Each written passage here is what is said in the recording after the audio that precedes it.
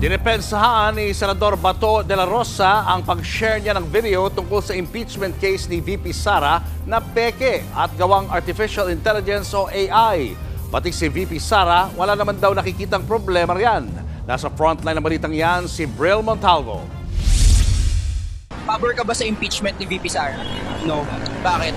Because it is obviously politically motivated. I mean, maraming may confidential funds sa gobyerno, iba nga billions pa. But why single out the VP? Viral ang video na ito sa social media kung saan tinatanong ang mga estudyante kung pabor ba sila sa impeachment case ni Vice President Sara Duterte.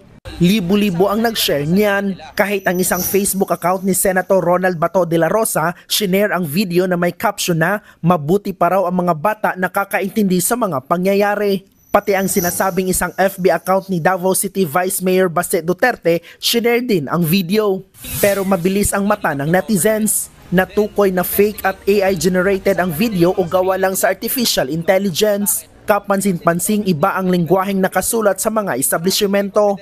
Pero ayon kay Senator De La Rosa na Senator Judge sa impeachment ng bise, AI man o hindi ang video, sang-ayon daw siya sa mensahe nito. Pati ang mismong bise, aprobado sa AI video. Wala namang problema siguro sa pag-share ng AI video in support of sa akin, basta hindi ginagawang negosyo. Pero para kay Palace Press Officer Undersecretary Claire Castro, nakakawala ng tiwala kung opisyal ng gobyerno ang nagbabahagi ng fake news.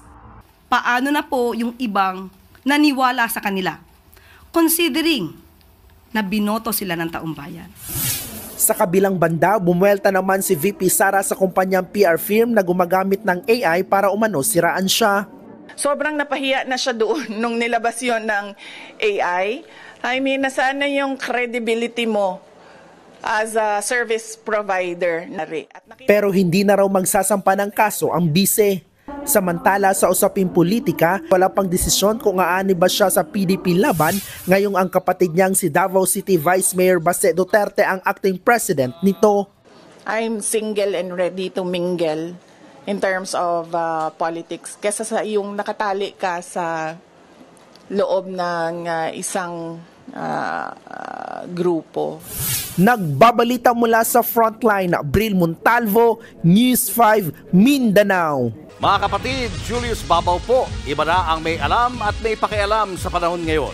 Para sa frontline ng mga balita, mag-follow at mag-subscribe sa social media pages ng News 5.